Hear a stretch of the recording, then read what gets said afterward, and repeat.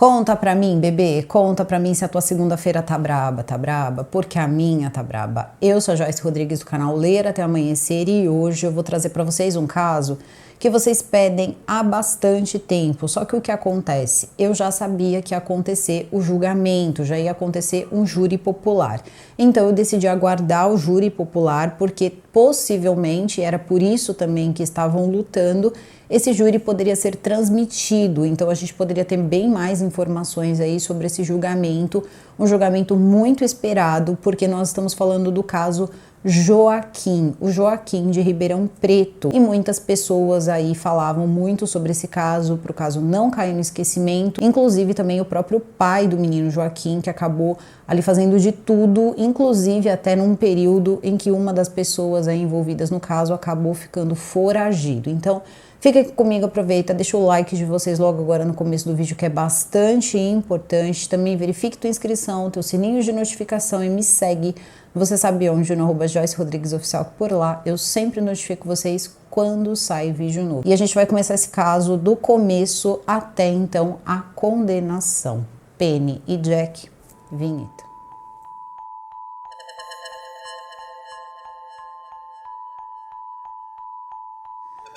Sim, nós estamos falando de uma década aguardando o desfecho de um caso que mexeu muito com o Ribeirão Preto. Foi um caso que eu lembro que à época muitas pessoas falaram sobre ele, tiveram muitas coisas, muitos assuntos foram levantados. A situação, por exemplo, de se ter um padrasto, tiveram assuntos que foram discutidos, como, por exemplo, substâncias ilícitas e, de repente, você conhecer uma pessoa nessa condição, colocar dentro de casa junto com o seu filho. Então, muitas coisas foram faladas na época e nós vamos começar essa história desde o começo. Só que como nós temos, basicamente, aqui, três personagens aí principais, tá? Que é a mãe do Joaquim, o Joaquim e o padrasto do Joaquim. Eu vou começar com o padrasto do Joaquim para a gente entender um pouco mais quem era ele e as coisas aí que foram, né, acontecendo na vida dele, que levaram ele ao local onde ele vai conhecer a Natália, que era a mãe do Joaquim. Bom, muitas pessoas dizem que o Guilherme, ele sempre teve uma vida muito confortável com os pais dele, ele é filho afetivo dos pais, então ele foi adotado e ele tem mais dois irmãos mais novos. Porém, ele sempre foi uma criança agitada e isso fez com que desde cedo os pais colocassem ele ali para fazer esporte, e é quando ele encontra então artes marciais, jiu-jitsu, esse tipo de atividade aí para poder descontar um pouco dessa adrenalina. Conforme os anos vão se passando, ele estudava, ia para a escola, eu não sei como era essa parte aí de nota, como ele se comportava no colégio. O que se sabe é que conforme o tempo foi passando, ele se forma no ensino médio e começa ali em torno de 4 faculdades, mas nenhuma delas ele acaba terminando.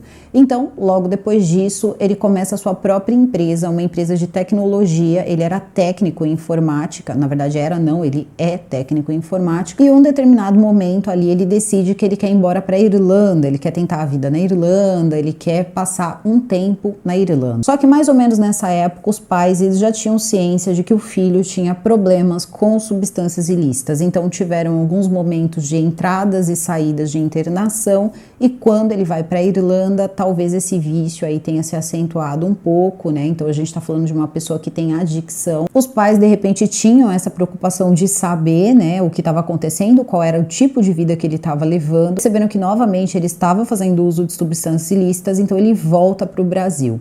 Do Brasil, ele teria ido direto para uma clínica, eles decidem que ele vai para uma clínica de reabilitação, uma clínica de recuperação, e lá ele vai conhecer, então, no ano de 2013, a Natália. Natália Ponte, nessa época, o Guilherme estava com seus 27, 28 anos, a Natália estava com seus 28, 29 anos, tá?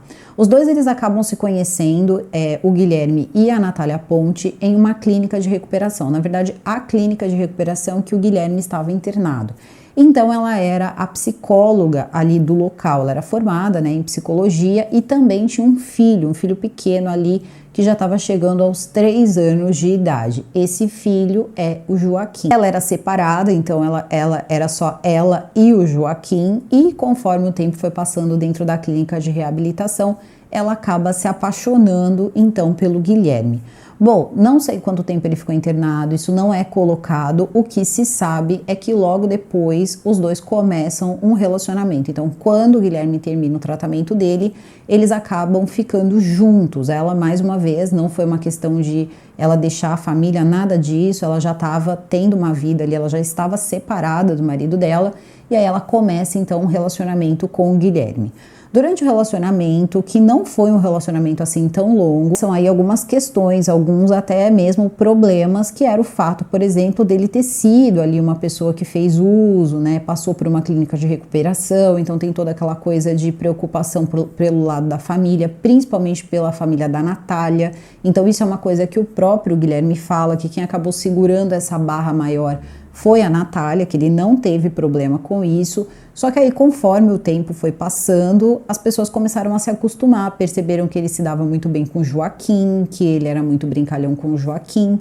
Ele diz que ele tratava o Joaquim como se o Joaquim fosse filho dele, mesmo ele sabendo que não era filho dele, entre outras coisas ali. Então parecia que o relacionamento deles era muito bom. Só que aí que a gente tem que entender uma coisa, né? A adicção, ela é sim uma doença. Então a pessoa, ela pode sim ter várias recaídas ao longo da vida. Tem pessoas que não, que passam a vida toda ali sempre tomando conta, sempre vigiando e se autocuidando, para que isso não acabe permeando a sua vida inteira. Mas para a maior parte das pessoas a realidade é um pouco diferente. E no caso dele, parece que esse histórico de entradas e saídas em clínicas de reabilitação, no começo todo mundo vai dizer que ele teve uma recaída pouco tempo antes, né, do menino Joaquim desaparecer. Mas a verdade é que ele já tinha demonstrado, já tinha um tempinho, que ele não estava bem. Isso quem conta é a mãe dele, tá? Então a mãe dele conta, ele já tinha voltado a fazer uso de substâncias ilícitas, ele já estava com a Natália e ela decidiu então falar para a Natália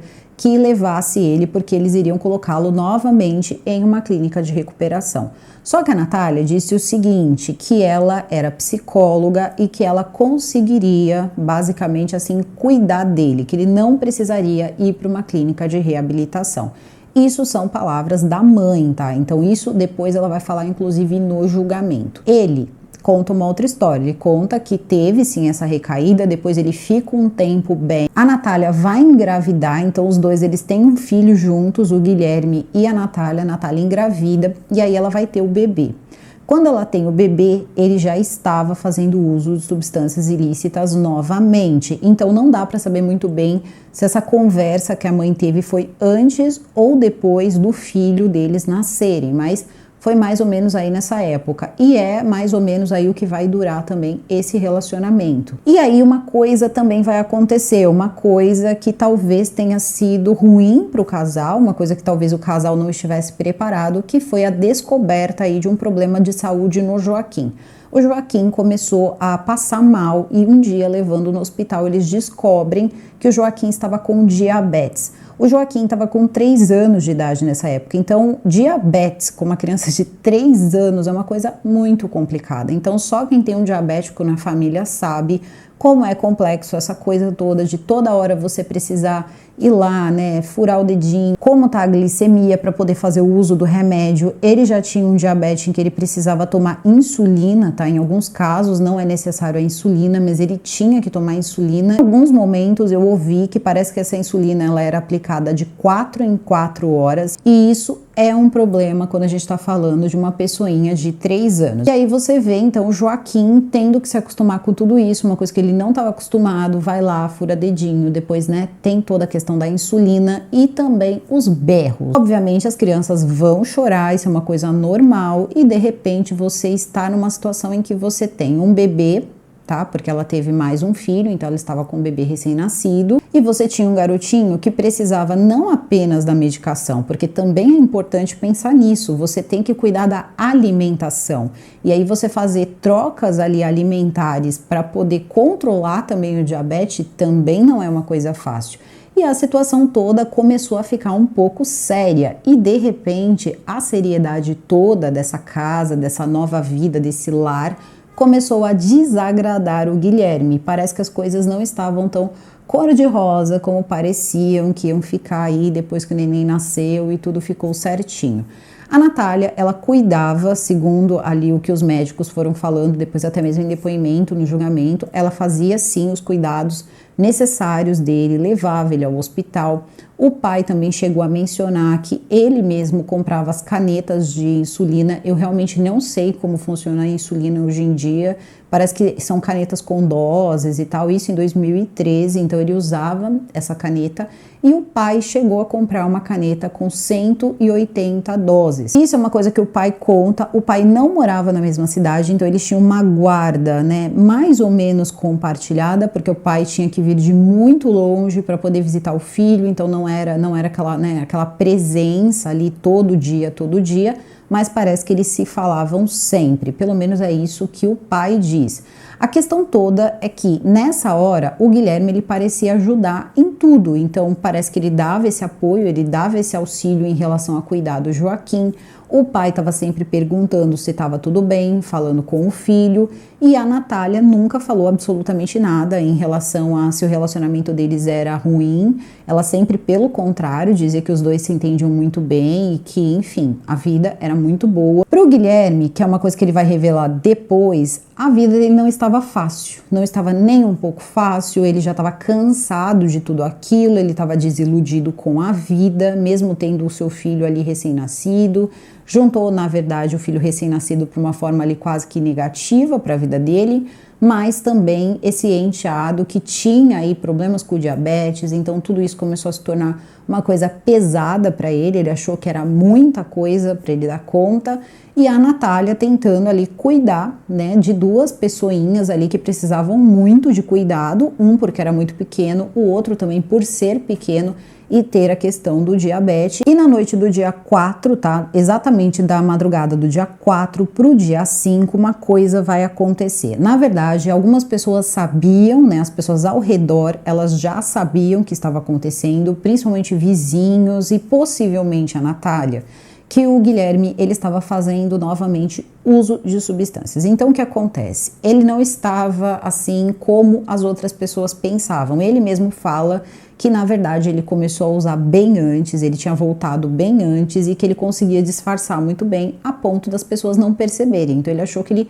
conseguiria ir enganando as pessoas. Só que a gente sabe muito bem que nós não estamos falando de uma coisa que é barata, né? Aquela substância, de repente, muito semelhante a um pó, ela é uma coisa cara para você manter, não é um vício barato. E de repente ele começa a voltar aí a fazer uso dessa substância, ele achou que ninguém ia perceber. Dificilmente, sinto muito, a Natália não percebeu, porque isso é uma coisa muito difícil, principalmente quando você convive com a pessoa, as mudanças elas são aparentes, mesmo que você tenha ali, de repente o seu comportamento não mude tanto, mas principalmente ela que estava acostumada, ela trabalhava numa clínica de reabilitação e ela sabia, a mãe dele já tinha inclusive falado, também já tinha ali tido o filho dela que estava com 3 meses de idade nessa época, então eu vou contar a história, não vou falar mais em relação a percebeu ou não percebeu, porque afinal de contas isso é subjetivo e a gente não vai chegar a lugar nenhum com isso. Então, do dia 4 para o dia 5, sabemos que ele já se sentia assim dentro de um problema,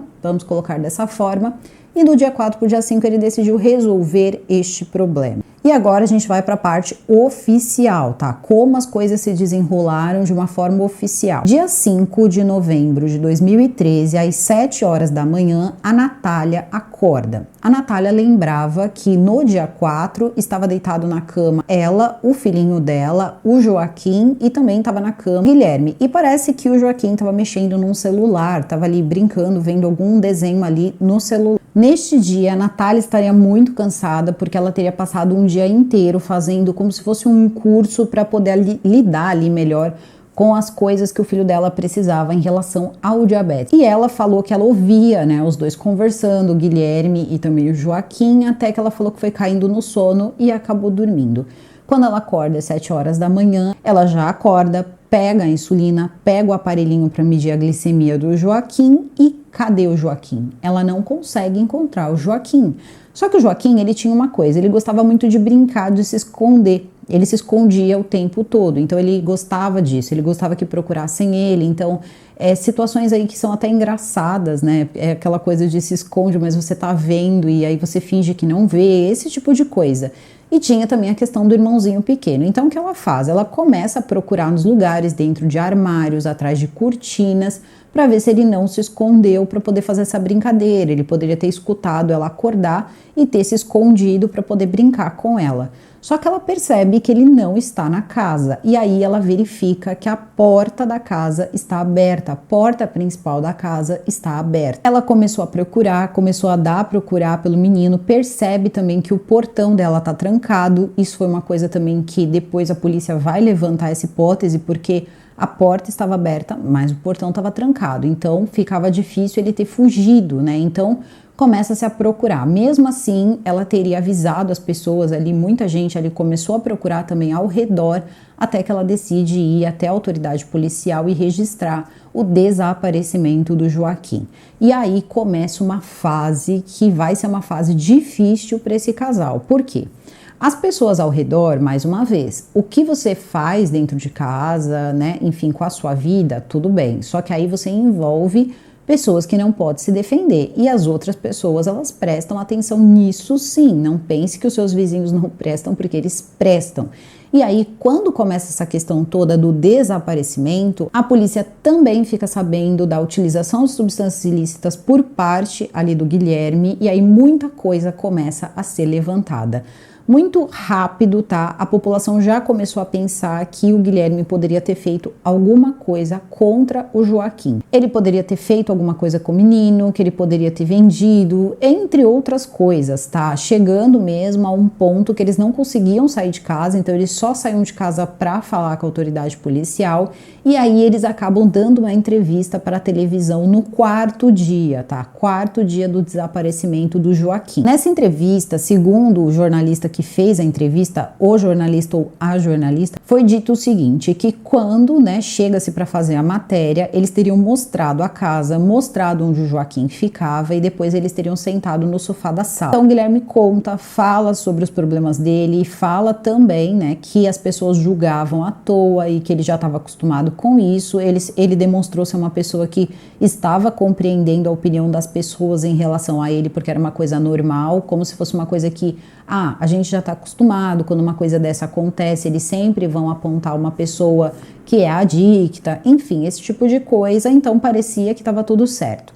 E a Natália, ela estava muito calma. Uma calma que não sou eu que estou dizendo, ou qualquer outra pessoa, você pode verificar nas reportagens da época, não é uma calma natural, porque veja só, por mais que você seja uma pessoa calma, existem coisas que você vai falar que estão ali rodeando a sua cabeça e você está muito preocupado.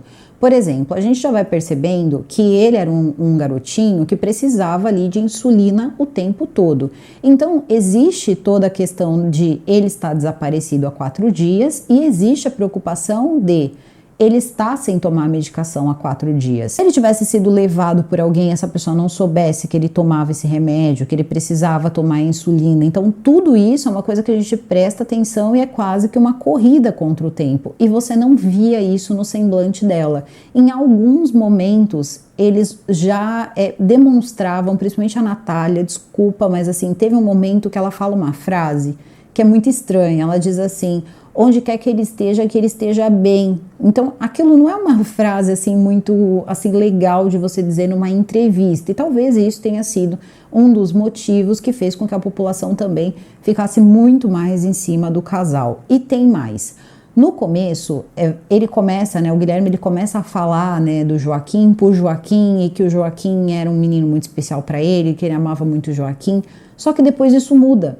Ele começa a dizer que vão encontrar o Joaquim. Quando encontrarem o Joaquim vai falar que ele não fez nada e tudo mais. E aí daqui a pouco isso aí muda. Você percebe que ele muda muito rápido também o discurso, a forma de falar. Então você percebe que ele vai usar, por exemplo, uma gíria, ele para no meio, ele volta e usa uma linguagem ali um pouco mais formal. E aí ele diz o seguinte: a hora que encontrarem o moleque, ele vai contar. Então assim, tem coisas ali que você percebe na entrevista que parece que tem alguma coisa ali que não tá certa. Parece que ele tá levando toda a situação numa boa em relação ao que as pessoas estão dizendo, e eles dizem que estão sim acompanhando tudo, estão à disposição da polícia e que eles não têm medo de nada, assim, porque sabiam que ninguém tinha feito nada. A Natália, inclusive, diz, olha, eu já conversei com o Guilherme porque é perguntado para ela e se o seu marido tiver feito alguma coisa com o seu filho. E aí ela fala, não, a gente já conversou sobre isso, então talvez ela tenha perguntado isso para ele. E ele disse que não, e ele sabe muito bem que se isso tivesse acontecido, eu levaria para a autoridade, independente de qualquer coisa, e tudo bem. Aí fecha-se, querendo ou não, né, ali uma janela que a gente consegue ter um retrato do que era esse casal há quase 10 anos atrás. No começo, a autoridade policial estava lidando com o desaparecimento do Joaquim, então muita coisa ali no começo da investigação, as pessoas criticaram bastante, porém é muito diferente o trabalho da busca, a procura por uma pessoa, né, que foi levada e tal, um desaparecimento, do que de repente você lidar com uma outra situação, que é a situação que vai acontecer no dia seguinte dessa entrevista. Então a entrevista é dada no 4º dia do desaparecimento e no 5º dia do desaparecimento o Joaquim vai ser encontrado. O Joaquim é encontrado no Rio Pardo, sem vida, e quando ele é encontrado, as pessoas já rapidamente, né, verificam ali, porque ele teria desaparecido com uma roupa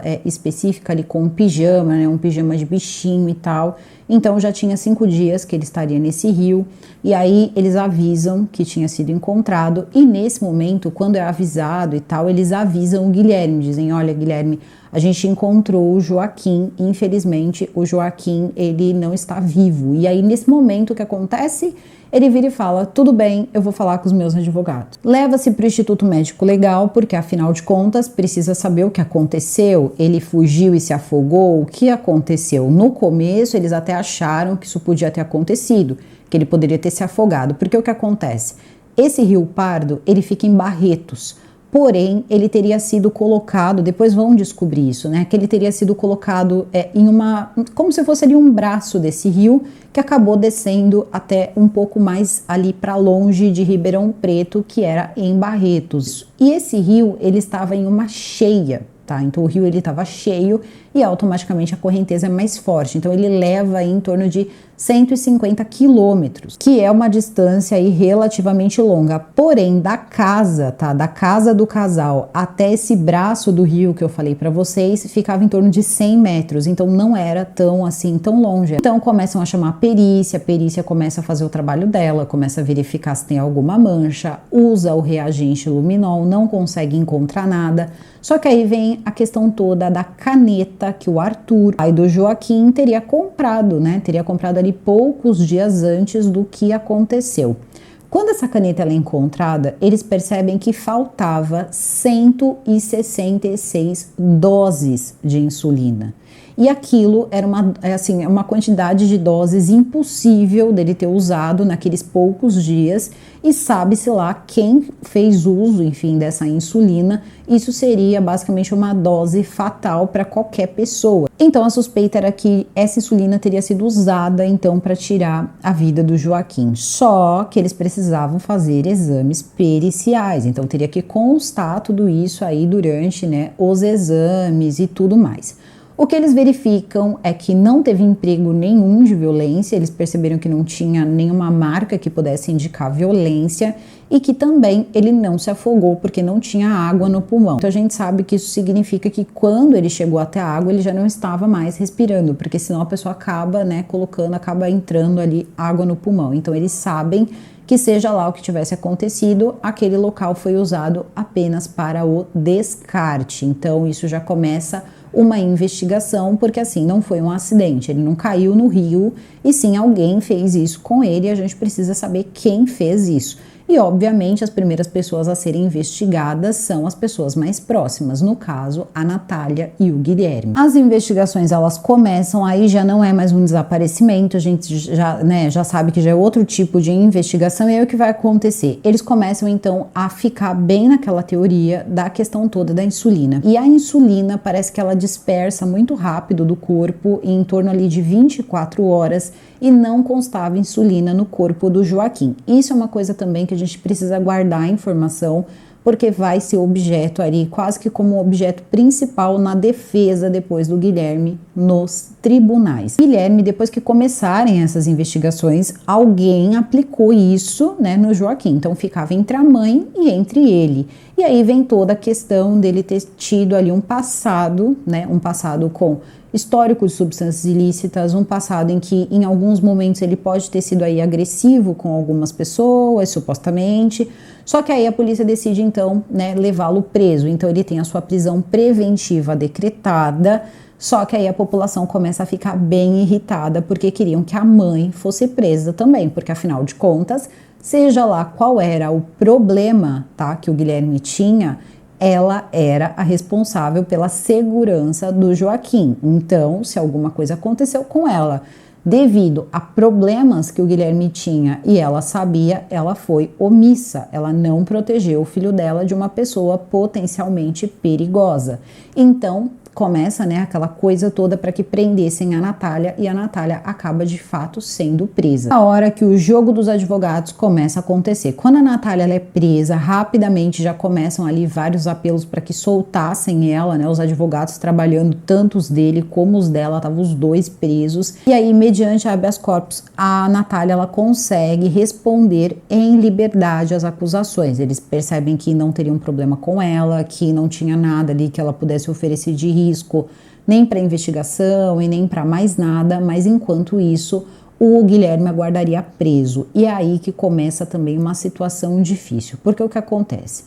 Ele vai ficar preso, as investigações vão seguir. Ele nega veementemente que ele teria feito alguma coisa contra o Joaquim, então não tinha ali nada em relação a ele que pudesse comprometê-lo. Para ele era totalmente inocente. Advogado em cima disso, então advogado dizendo que ia provar a inocência dele, que eles não tinham como provar que aquela quantidade de insulina foi utilizada. A fala do advogado era sempre e basicamente a mais forte era: quem tem que provar que o Guilherme fez alguma coisa contra o Joaquim é o Ministério Público. Então, quando o Ministério Público oferece a denúncia, colocando o Guilherme como sendo autor do que teria acontecido com o Joaquim e colocando a Natália como sendo omissa, então a Natália ela responderia pelos mesmos crimes, porém como omissão. Ela teria sido uma pessoa que sabia que existia um risco e não protegeu o seu filho. Então, isso tudo começou a pesar bastante, só que ela continuou respondendo em liberdade e ele aguardaria o julgamento preso. Só que as coisas começaram a sair um pouco ali do controle em relação a tempo. E isso é uma coisa que eu presto bastante atenção, porque a gente está vendo muitos casos aqui no Brasil que isso está acontecendo. Existe um limite ali também que a pessoa aguarda, né, o seu julgamento e tudo mais. E parece que mesmo com muitos recursos, o advogado ali do Guilherme entrou com muitos recursos para conseguir fazer com que o Guilherme aguardasse o julgamento em liberdade. É que teve um momento, em torno de 3 anos, ou um pouquinho mais de 3 anos, que ele estava preso, o advogado dele consegue, ele aguarda o julgamento em casa, só que a questão era a seguinte, tá? Ele ia aguardar solto porque já tinha passado muito tempo, ele já estava preso mais de 3 anos e não tinha uma previsão de julgamento. Então foi um pouco mais fácil ali para o advogado conseguir que ele aguardasse em casa esse julgamento. Aí é a hora que o pai do Joaquim começa ali basicamente a perder o sono. Arthur Paes Marques, que era então pai do Joaquim, diz o seguinte para a polícia: por que vocês não colocam uma tornozeleira eletrônica nele? Colocam uma tornozeleira no Guilherme, porque ele já sabia ali por algumas, né, fontes ali que não são oficiais, que parece que ele era uma pessoa assim um pouco impulsiva e que também tinha uma certa facilidade em relação a dinheiro e poderia fugir. Seria mais ou menos isso aí que preocupava o pai do Joaquim. Então ele diz isso para a polícia e a polícia responde para ele que não via necessidade de uso de tornozeleira eletrônica. Ele fica um pouco sem paz, basicamente ele diz que ele, né, ficou ali aguardando um momento que aquilo não daria certo, era como se ele estivesse sentindo que aquilo não ia funcionar. E aí a hora de uma jornalista da TV aberta, da Record, ela começa a fazer contato com o Guilherme. Quando o Guilherme sai da cadeia, ele começa a mexer nas suas redes sociais, não apenas nas redes sociais, como também no Tinder. Então, ele começa a sair com garotas e tal, tem até histórias aí de garotas que ele se envolveu, que engravidaram, mas não levaram pra frente, coisas desse tipo aí dentro desses meses aí que ele tava solto. Aí o que acontece? Ele começa a mandar mensagem para essa jornalista, e a jornalista sempre deixando claro que ela queria uma matéria com ele.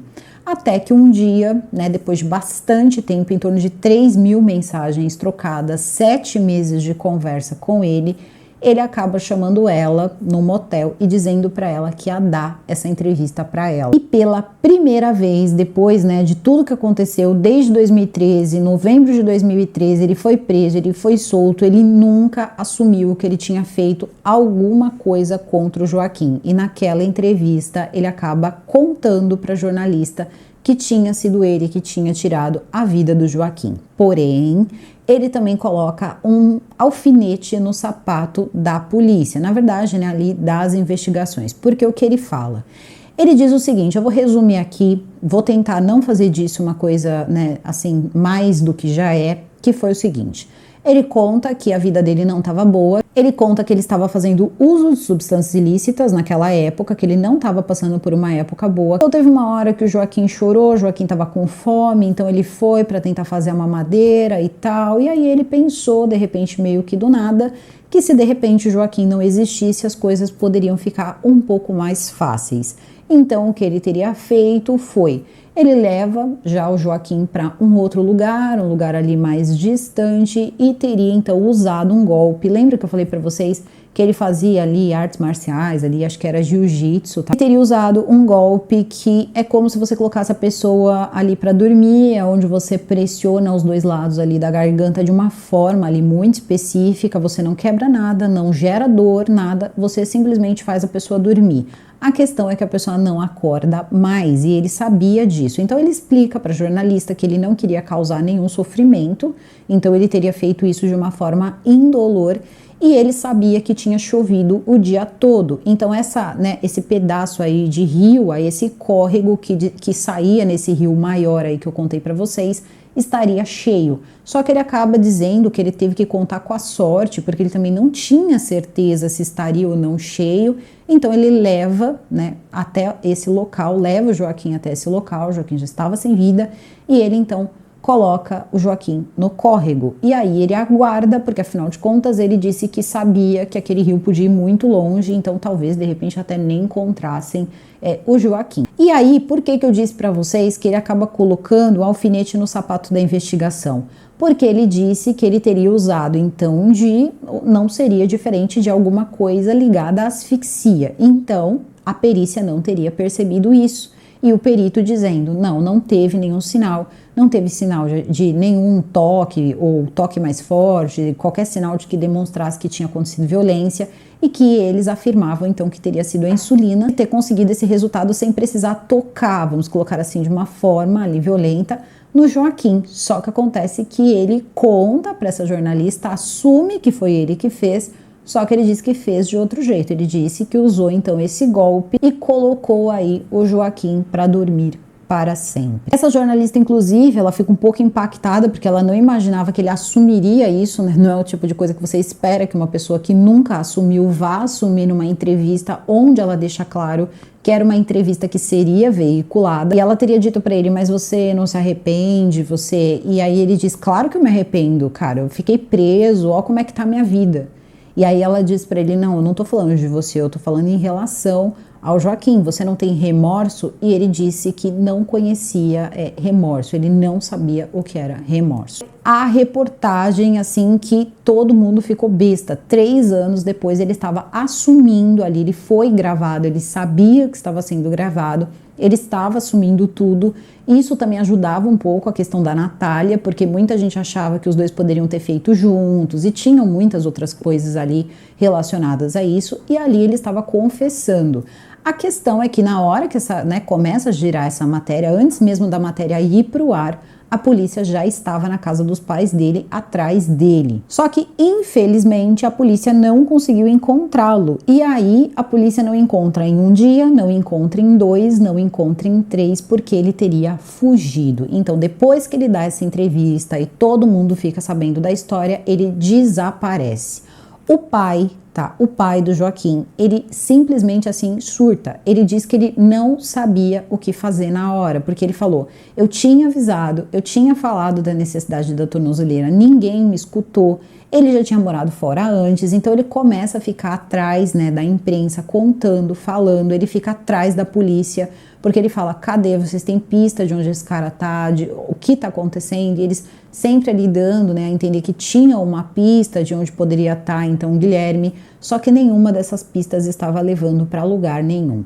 O que se sabe é que por um tempo ele teria ficado num lugar ali muito escondido, fazia parte do estado de São Paulo, do interior, só que para chegar nesse lugar tinha que chegar de balsa, então ele teria ficado ali por um tempo. Depois ele teria ido até a fronteira, acredito que com o Paraguai, que com o Paraguai, e depois ele conseguiu fazer um passaporte usando os documentos do primo, conseguiu chegar na Espanha. Então ele chega na Espanha e ele começa a viver, ele começa a trabalhar, ele começa a fazer toda a vida dele de novo na Espanha. Então começa uma nova busca, porque aí o pai porque quer encontrar, tá, de qualquer maneira, o Guilherme. Então o que o pai faz? O pai começa a movimentar todo mundo que ele conhecia.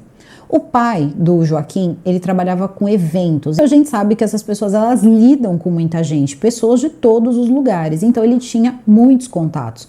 Então ele começa a fazer uma página nas redes sociais e coloca a foto de foragido, né? Então várias pessoas começam a compartilhar, muita gente se oferece para ajudar, gente até mesmo de outro país começa, né? Porque as pessoas começam a dizer para ele, você já parou para pensar que de repente ele pode estar em outro país? E aí ele começa então a espalhar essa foto, começa a se espalhar, e segundo o pai, quem acaba encontrando ele é uma mulher que viu a foto, né, tinha visto a foto via rede social. Ela dá todas as coordenadas para a polícia e 7 meses depois de desaparecer, ele é preso em Barcelona. Quando ele é preso em Barcelona, eles fazem todo o sistema de extradição e acabam extraditando ele para o Brasil, diretamente para a penitenciária, onde ele vai ficar preso até o dia do julgamento, que aconteceu agora.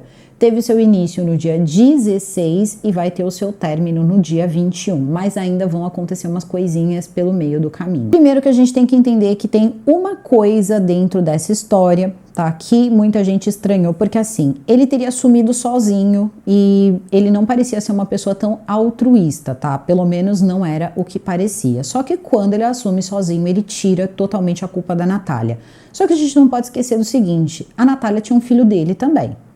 Então, isso também é uma coisa que, sei lá, se existe algum, né, sentimento dentro dele, ele pode ter pensado, eu não vou deixar acontecer alguma coisa com ela, ou alguém tentar levantar alguma coisa contra ela, porque ela pode ficar presa de novo, e quem é que vai criar aí o meu filho, ou sei lá, qualquer coisa que pode ter passado pela cabeça dele. Ele já tinha confessado, ele confessou e sumiu, o advogado dele no começo chegou a cogitar que não continuaria com a defesa dele, depois começou aquela coisa toda muito parecido com o caso da Ana Sofia, tá? Muito parecido, que o advogado já não sabe se vai continuar no caso, o advogado isso, porque se ele não entrar em contato logo, ele não sabe se ele vai continuar, a mesma história, assim, muito parecida.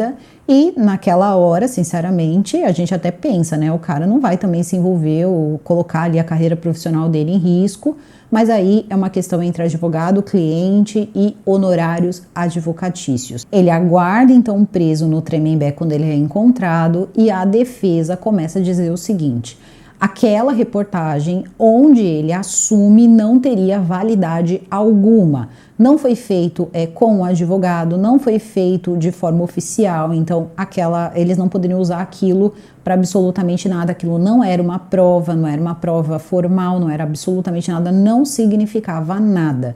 Então, basicamente, era como se dissesse, tá, ele pode confessar o quanto ele quiser, não estava, vamos colocar aí das formas e nos moldes corretos, não vai ter validade. Assumiu, né? Só que ele assumiu, as pessoas não tinham escutado isso errado, ele tinha assumido ali na frente para todo mundo assistir, as pessoas têm memória e aquilo saiu sim da boca dele. Mesmo que depois, ele tem inclusive escrito uma carta, ele escreveu uma carta para os pais, dizendo para os pais que ele ficaria um tempo longe e que ele não poderia responder e falar com eles por um tempo, porque ele ficaria com amigos, ele ficaria longe, não sabia quando ia poder responder. Teria dito que ele pegou uma jornalista e tentou vender uma matéria, meio que sujando o trabalho da jornalista. O que a jornalista contou foi o seguinte, que depois que ela saiu de lá com a matéria, ele teria entrado em contato com ela e dito o seguinte: você já entregou a câmera para o seu patrão?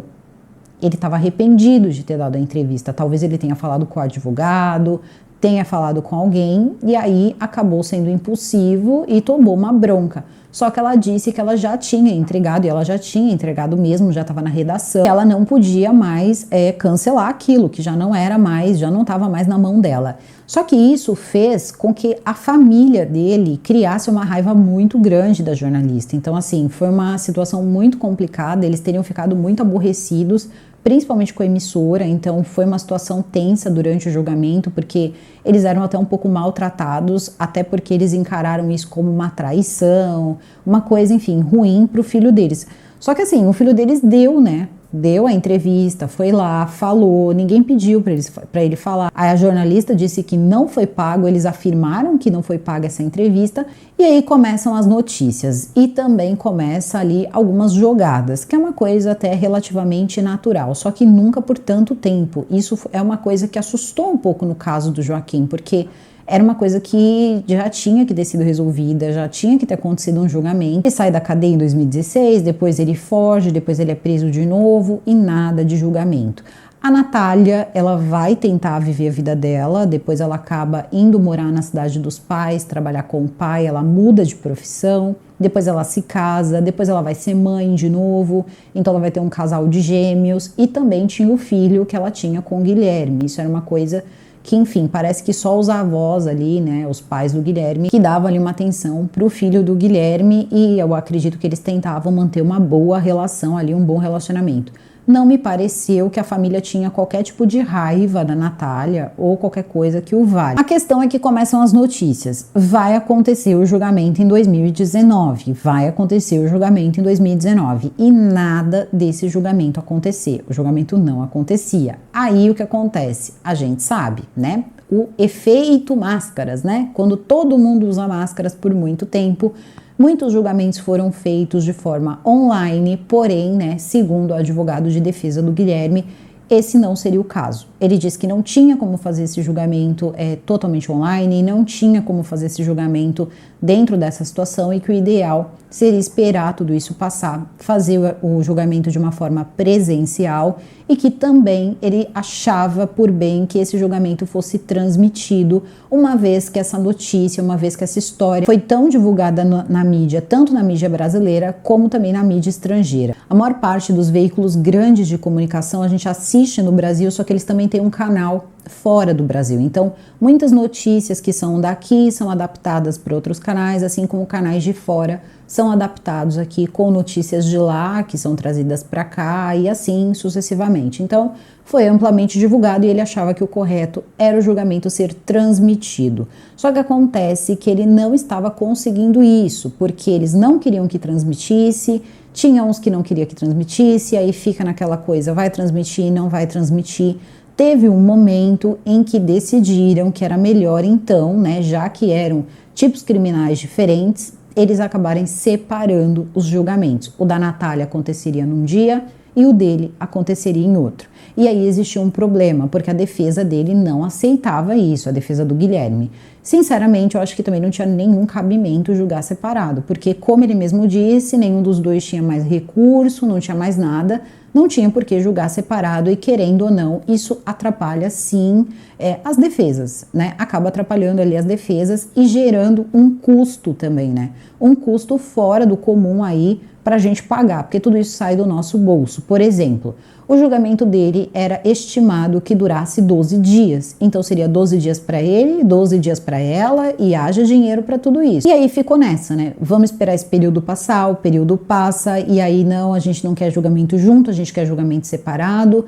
Ela vivendo a vida dela, ele preso e aí acaba então marcando esse julgamento. Eles decidem que vão julgar os dois juntos, né? Vai ser o mesmo julgamento lá em Ribeirão Preto, separam tudo, porém o advogado de defesa do Guilherme não consegue o que ele queria, porque ele queria que o julgamento fosse transmitido e o julgamento não foi transmitido. Inclusive, Não foi permitida a imprensa dentro, nem que fosse calada. As autoridades foram bem incisivas em não abrir esse julgamento. Precisou aí de uma decisão do Supremo para que o julgamento ele corresse, né, em segredo de justiça, não tivesse transmissão. Então a mídia ali ficou doida. Nos dias que aconteceram o julgamento, todo mundo ficou doido na porta tentando saber a informação, mas as informações estavam difíceis porque, além de tudo, tinha a questão toda do segredo de justiça, que, segundo os advogados e as autoridades, não tinha a menor necessidade, não tinha porquê daquilo. Eles alegavam que tinha que ser em segredo de justiça porque era o caso, né, do Joaquim, devido à idade e tudo mais. Porém, tinham muitos outros casos que, inclusive, eram transmitidos, que era da mesma situação e que não tinha, assim, era uma coisa que não cabia naquele momento, não para um julgamento. Até porque eles se preocupam com questões de foto, com questão de coisas assim que normalmente não passa para quem está assistindo. Isso é uma coisa que a gente já viu aí em outros julgamentos. Eles não mostram as imagens ali pra gente dessa forma assim explícita, eles tomam esse cuidado. Então, não foi transmitido e isso foi uma coisa que foi ali decidida bem de final mesmo. E no dia 16, então, de outubro, começa o julgamento tanto da Natália quanto do Guilherme, e o julgamento ele foi previsto para durar 12 dias. Mesmo previsto para durar 12 dias, as coisas começaram a correr de um outro modo, porque, por exemplo, 30 testemunhas que tinham sido arroladas, né, então tinham arrolado essas testemunhas, elas não participaram. Tiveram algumas que foi de forma online, né, de forma remota e tal, que eles acabaram ouvindo ali os depoimentos, então, das testemunhas. Chamaram médicos, chamaram peritos, alguns foram dispensados e no final o julgamento acaba durando apenas 6 dias. Funcionou da seguinte maneira: no primeiro dia, quem deu ali o seu depoimento foi o pai do Joaquim. O pai do Joaquim se emocionou muito, eles tiveram que fazer uma pausa, porque foi um depoimento relativamente assim longo mesmo, onde ele contou muita coisa, ele se emocionou, eles tiveram que fazer uma pausa, tá, para ele poder se recompor. Então ele fala, né, tudo ali, dá o depoimento dele. Depois é a hora das autoridades policiais, os bombeiros, os policiais, o delegado, todo mundo que fez parte ali da investigação. O advogado do Guilherme, ele queria toda a parte técnica, ela provasse que o que causou a perda da vida do Joaquim teria sido a insulina. E eles não tinham como provar isso, porque eles já tinham explicado que essa substância acaba se perdendo em 24 horas. E ele ficou desaparecido por 5 dias e na água, então obviamente isso aí também dá uma ajudada. Ele pegou muito pesado nessa parte, começou a criticar muito, isso foi uma coisa que chamou bastante atenção. Ele criticou bastante as investigações policiais, ele bateu pesado, é o trabalho dele também, a gente tem que entender em relação às provas. Então isso foi uma coisa que ele foi falando, e a todo tempo ventilava-se a possibilidade de levar a entrevista, né, que foi dada então para emissoras de TV para dentro do tribunal. E aí o advogado dele, o advogado do Guilherme, começou a dizer que essa prova ela era ilícita. E se eles levassem para tentar provar qualquer coisa ou utilizar como prova, eles acabariam anulando ali o julgamento, que eles estariam apresentando uma prova ilícita e isso não é permitido. Então começa ali, o advogado fala bastante até com o pessoal da mídia e tal, ele era um advogado um pouco mais comunicativo, o advogado da Natália também, e até mesmo o assistente de acusação que estava representando o Arthur também falou bastante, por mais que os ânimos estivessem ali bem alterados, tá? A mãe, por exemplo, do Guilherme tratou a imprensa muito mal, o pai não, o pai se manteve ali muito educado e tal. Porém, né, a gente começa a ver chegar, por exemplo, chega a Natália, que chega com o marido, que estava solta, o Guilherme estava preso, então isso gerou uma certa revolta na mãe, e aí a gente vai vendo as coisas se desenrolando. Então, dentro do tribunal, parece que o que estava acontecendo era o depoimento do pai e dessas autoridades. Isso no primeiro dia. Quem acaba sendo ouvido no segundo dia é o pai do Guilherme, o senhor Dimas. Antes de começar a depor, ele pediu para o juiz dar um abraço no filho, ele queria dar um abraço nesse filho. Depois de abraçar o filho dele, ele fala, né, acaba dando então o depoimento dele, ele não falou nada, ele parece que foi bem evasivo nas respostas. Depois também teve uma médica, que teria sido médica do Joaquim, que foi a médica que diagnosticou ali a questão toda, né, da diabetes dele, e foi contado que tinha o uso da medicação e tudo mais, e também foi falado da questão dessa insulina aí poder ter se perdido no corpo de acordo com a forma com que o Joaquim foi encontrado. O segundo dia foi um dia muito curto, foi um dia que durou pouco tempo, os trabalhos eles não duraram até muito tarde, então foi uma coisa já um pouco mais enxuta, diferente dos demais dias. O terceiro dia de julgamento também, aí vou destacar aí os principais. Quem acaba prestando depoimento é a mãe, tá? A mãe do Guilherme. E a mãe do Guilherme, ela aponta e ela diz que a Natália recusou ajuda, que quando tudo isso aconteceu, quando os dois começaram a morar juntos, ela ofereceu ajuda porque ela sabia que o Guilherme estava fazendo uso novamente de substâncias ilícitas e que a Natália teria dito para ela que ela cuidaria das coisas. Então, ela teria impedido, basicamente, uma intervenção por parte dos pais. Então, isso é uma coisa que ela acabou também falando no depoimento dela. E depois, resumindo, tá? Eu nem vou falar quem foi ali, né? Mas foi um dos dois ali, o pai e a mãe do Guilherme, eles assumem que eles pagaram, sim, a passagem para o Guilherme ir embora para a Espanha. Então, isso também foi uma coisa que pegou as pessoas um pouco desprevenidos, porque, querendo ou não, eles financiaram a fuga do filho, né? Então, querendo ou não, é uma coisa que chama aí um pouco de atenção. E aí são outras testemunhas, outros peritos que são ouvidos, mas nada assim tão significativo. A tese era a mesma, que teria sido o uso, então ele teria levado o Joaquim até um quarto e lá ele teria utilizado ali a caneta de insulina e tudo isso, né, foi colocado e é sobre isso também, a denúncia era sobre isso, sobre essa forma de ter feito e não a forma com que ele relatou na televisão, então isso também é importante de deixar pontuado. Só que aí chega o quinto dia. O quinto dia é o dia de ouvir os réus. O depoimento da Natália, ela já estava com essa história já tinha um tempo, de que ela sofria na mão, então, do Guilherme, que ela tinha medo do Guilherme e tudo mais.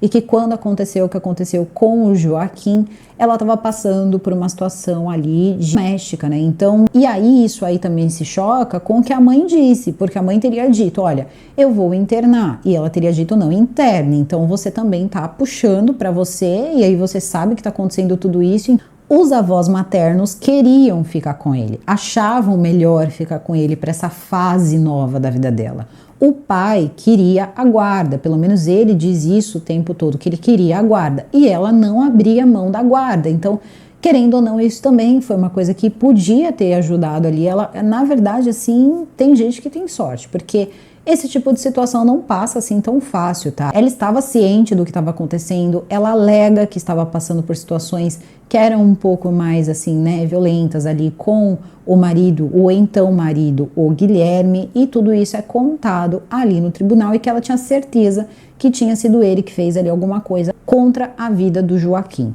Só que quando chega a hora do Guilherme dar o depoimento dele, ele começa a fazer um depoimento mais assim, explicando como é o mundo das pessoas que usam substâncias ilícitas, como é a vida de uma pessoa que é adicto, entre outras coisas. Ele estava mais calmo, ele estava mais sereno, mas ao mesmo tempo a gente sabe que isso é uma mera impressão, porque ele sabia o que estava em jogo, ele sabia que podia vir a ele uma pena alta. E também tinha a questão toda da Natália, porque a Natália, ela também estava lá para ser julgada, ela podia ser acusada. Ela não teve prisão, ela não ficou presa, ela ficou presa 30 dias. Então, se ela pegasse ali uma pena, poderia ali ficar em um tempo presa. No caso dele, já é um pouco mais difícil, por quê? Como ele ficou muito tempo preso, ele fica 3 anos, né, até ser recapturado, porque ele foge, aí eles encontram ele é preso em Barcelona, ele volta. Então ele ficou em torno ali de 7, 8 anos preso e isso vai ser subtraído da pena dele. Isso é bem importante de deixar ressaltado. A Natália também não tinha certeza do que ia acontecer ali. Ela podia sair dali direto para uma penitenciária. Então seria bem interessante mesmo mostrar que você é uma boa mãe. Então, quando chega a vez dela, ela também traz testemunhas que mostram que ela é uma boa mãe. Então, querendo ou não, isso podia ser interpretado de várias formas, lembrando que num tribunal isso é sim uma questão interpretativa, se os jurados entenderem que não, que aquilo não tem problema, que ela não expôs o filho a nenhum risco, isso é entendido desse jeito. Então, muita coisa muda em 10 anos, né? Muita coisa muda, inclusive essa questão toda da mulher. Se ela tivesse sido julgada por volta de 2016, 17, talvez o resultado tivesse sido diferente. Quando o Guilherme presta o depoimento, ele começa a explicar essa coisa toda de como é a vida, da questão toda, das substâncias ilícitas e tal, ele é cortado também, porque eles querem saber basicamente do que aconteceu. A história é que ele teria utilizado então a caneta e não teria sido todas aquelas doses, teria sido 60 doses, porque ele não queria mais continuar, sabe? Ele não queria mais viver, ele queria ir de arrasta para cima e ele teria usado a caneta então do Joaquim e ele novamente continua com a narrativa de que as coisas não tinham acontecido desse jeito, fica a critério de vamos mostrar as provas. As provas, segundo o advogado de defesa dele, não eram suficientes ou quase inexistentes. Não tinha como provar que tinha essa quantidade de insulina no Joaquim e também não tinha como provar que ele teria feito o que ele disse, segurar as laterais da garganta do Joaquim. Então, para ele, não existiu uma prova que fizesse com que o cliente dele fosse incriminado por ter tirado a vida do Joaquim. Só que a questão é que as perguntas começaram a ficar mais incisivas. No começo ele estava respondendo todo mundo, até que ele disse que não ia mais responder perguntas, foi orientado ali a não responder mais as perguntas, porque as perguntas estavam começando a ficar já um pouco mais aí, prejudiciais para ele, então ele foi orientado a não responder mais perguntas. Porém, logo depois disso, todo mundo toma um susto, porque a coisa já estava caminhando muito rápido. Então, mais de 30 testemunhas, como eu comentei, não compareceram, então os 12 dias acabaram virando 6. No dia 21, os 7 jurados chegaram, então, à conclusão de que a Natália, ela era inocente. Guilherme Longo foi considerado culpado na acusação de ter tirado a vida do Joaquim utilizando insulina e depois ocultando tudo no rio. Então, a gente tem aqui, um homicídio triplamente qualificado, resultando assim em uma pena de 40 anos de prisão. Só que vamos lá, isso aconteceu em 2013. Então, como a gente sabe que nada acontece em desfavor do réu, o que vai acontecer é o seguinte: se ele,